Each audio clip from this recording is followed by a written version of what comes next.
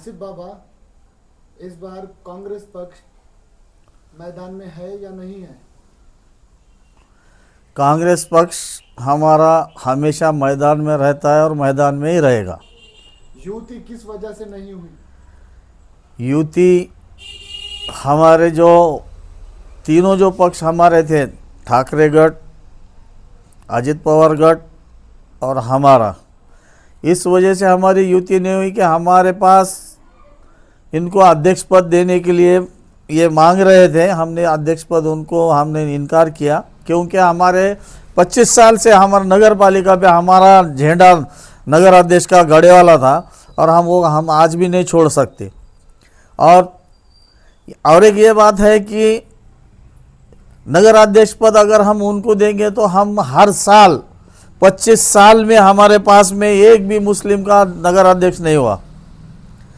और दोनों भी हमारे पास जो बड़े बड़े जो नेता है, जिसके घर में मिनिस्टर पद भी रहा, जिसके घर में आमदार पद भी रहा, जिसके घर में आज भी आमदार पद है, वो भी आज अध्यक्ष पद के लिए आप उम्मीदवार रिंगन में उतरे हैं। और दूसरे जो है 25 साल से जो है वो भी उम्मीदवार आज हमारे राष्ट्रवादी के, वो भी आज शरद पवार गट के राष्ट्रवादी के, वो भी आज उम्मीदवार हमारे रिंगन में उतरे हैं। लेकिन ये पब्लिक ये नहीं जानती कि ये पूरे दोनों भी एक ही गट है। इधर से खाए क्या और ऐसा खाए क्या, ये दोनों एक तरफ ही एक ही मुंह में निवाला जा रहा है। और इसके अंदर ये दोनों भी पक्ष जो है भाजपा के है, इसलिए ये दोनों की साठ गांठ रहने की वजह से अंबेजोगाई शहर के अंदर का नगर अध्यक्ष पद हमारे गौर गरीब जनते को गोल घुमाने के लिए और हमारे गौर गरीब जो भी झोपड़पट्टी वासी है इनको गोल घुमाने के लिए ये लोगों ने ये अध्यक्ष पद लेके उनको गोल घुमा के अपना खजाना भरने के लिए उन्होंने आज अध्यक्ष पद का दावेदार किए है। शरद पवार गट ने आपका हाथ छोड़कर अजित पवार गट का हाथ क्यों थामा?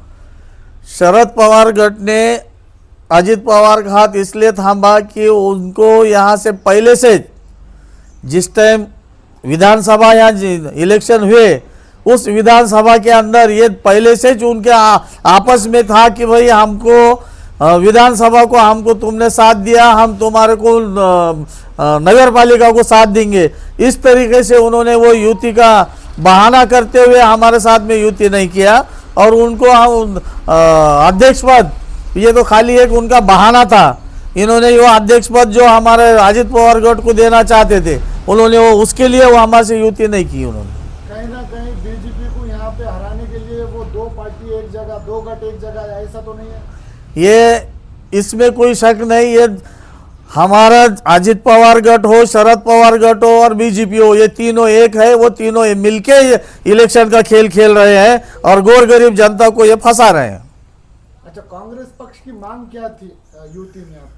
हमारे कांग्रेस पक्ष की मांग ये थी कि 40 साल से यहाँ पर सेकुलर और मुस्लिम यहाँ पर अध्यक्ष नहीं हुआ है और 40 साल से मेजॉरिटी के हिसाब से उन्होंने मुस्लिम को देना चाहिए था। हमने उनको ये भी कहा कि भाई हमारे अंबेजोगाई शहर में एक से एक दिग्गज है, हमारे मुस्लिम में भी है। हमने उनको भी ये भी कहा कि भाई मुस्लिम का चेहरा तुम दूसरा दो, हम बाजू हट जाएंगे।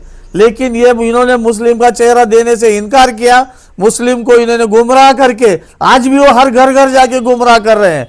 आज भी हमारा दावा है कि उन्होंने मुस्लिम का चेहरा देना, हम बाजू हटेंगे, वो मुस्लिम के चेहरे के पीछे हम रहेंगे। मुस्लिम चेहरा नहीं देने की वजह क्या है, आपको क्या लगता है?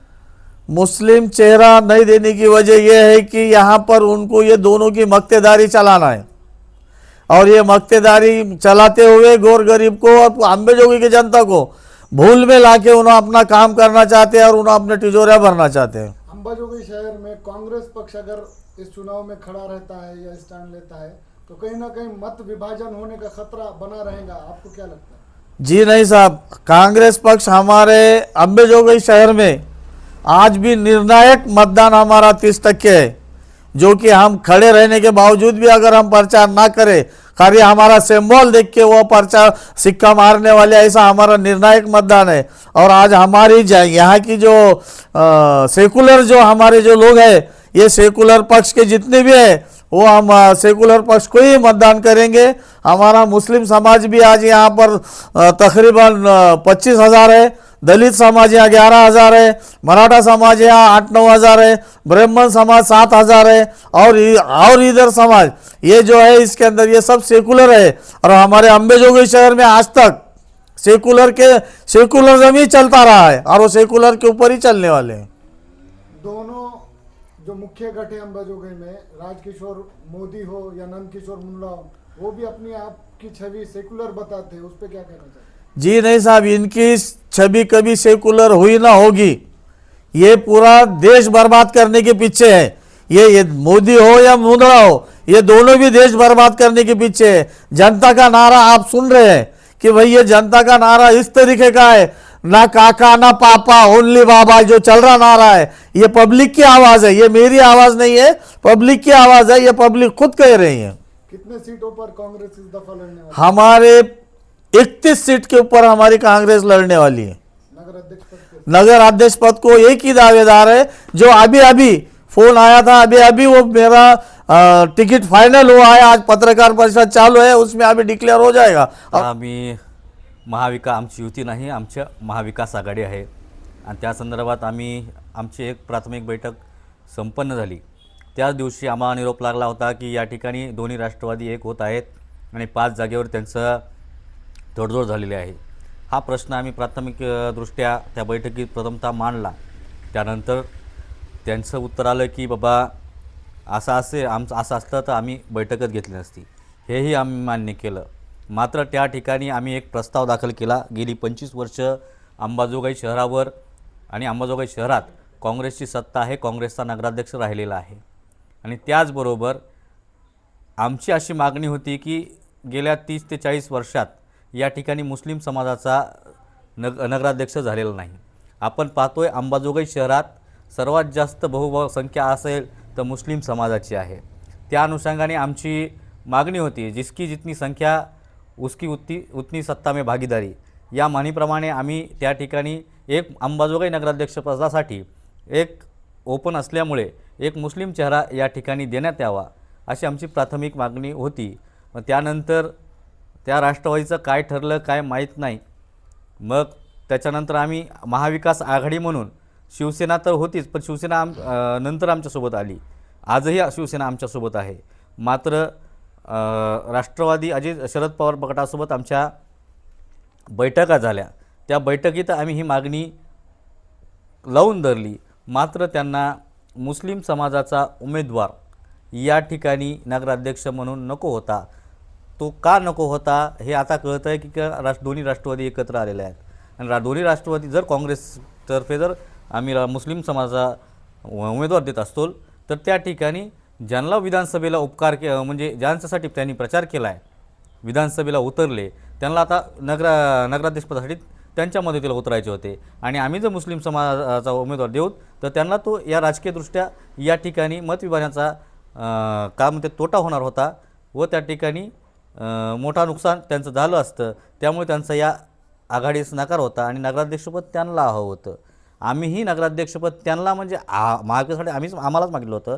त्यांचा जरी एखादा उमेदवार असेल मुस्लिम समाजाचा, आमची मागणी होती जे आताचे आमचे काँग्रेसचे उमेदवार आहेत नगराध्यक्षपदाचे आसिफुद्दीन बाबा, तेही त्या बैठकीत बोलले जर तुमच्यातर्फे एखादा मुस्लिम चेहरा समोर येत असेल, युवकातला एक चांगला चेहरा जर समोर येत असेल तर मी स्वतः या ठिकाणी माघार घेतो। पण आमची अट एवढी होती ती काँग्रेसच्या चिन्हावरच त्यांनी निवडणूक लढावी व मुस्लिम चेहरा नगराध्यक्षपदासाठी असावा। कदाचित ही गोष्ट त्यांना आवडली नसेल, मुस्लिम समाजाला त्यांना प्रतिनिधित्व द्यायचं नसेल, ही त्यांची भूमिका असेल। त्यामुळे आघाडीच्या नंतर चर्चा झाल्या नाहीत आणि ते एकत्र झाले, दोन्ही राष्ट्रवादी एकत्र झाले। आपण अंबेजोगाई शहरात 31 जागा लढवत आहेत, त्याच्यापैकी किती जागेवर विजय होईल असं आपल्याला वाटतं? आम्ही विजयाचं गणित मांडलेलं नाही। गेली अनेक वर्ष अंबाजोगाई म्हणजे नगरपालिकेत होता, पण याच्यामध्ये ग्रामीण भागात नव्हता। तरीही आता गेली 9 वर्ष आपण पाहतोय, 9 वर्षापासून अंबाजोगाई शहरातील पंजा गायब आहे। आमची भूमिका आहे अंबाजोगाई हा सेक्युलरिझमचा हे आहे आणि काँग्रेस पक्ष सेक्युलरिझम पक्ष आहे। त्यामुळे काँग्रेस पक्षाला मोठ्या प्रमाणात मांडणारा वर्ग आहे आणि मतदारांची अशी इच्छा होती की बाबा काँग्रेस कुठेतरी या आघाडीच्या जागा वाटपात पंजा गायब झालेला आहे। तो पंजा आम्ही परत आमच्या अंबाजोगाईकरांसाठी मतदान यादीवर आणू व मतदान यंत्रावर आणू ही आमची प्रमुख भूमिका आहे आणि घराघरात आम्ही पंजा पोहोचू. आगामीही आम्ही नगराध्यक्ष तर ताकदीनं लढू आणि जिंकूच. आम्ही सांगू शकत नाही की ते जनतेचा कौल आहे. गेली अनेक वर्ष पंजा गायब आहेत, आमच्याकडे मातब्बर नेते आहेत, आम्ही नाही तर नाही आहेत. आम्ही सर्वसामान्यांना घेऊन या ठिकाणी निवडणुकीच्या रिंगणात उतरतो आहेत. ते बाकीचा झाला ते जनतेचा कौल आहे. किती द्यायचा किती निवडून आणायचे ज्या त्या वॉर्डातल्या उमेदवारावर अवलंबून आहे. मात्र आम्ही समाधानी आहोत की प्रथमतः अंबाजोगाई शहरात पंजा सर्व घराघरात पोहोचतो आहे आणि आगामी ही फक्त तयारी ही तर झलक आहे. जिल्हा परिषद आणि येणारी विधानसभा आमचं खरं टार्गेट असेल.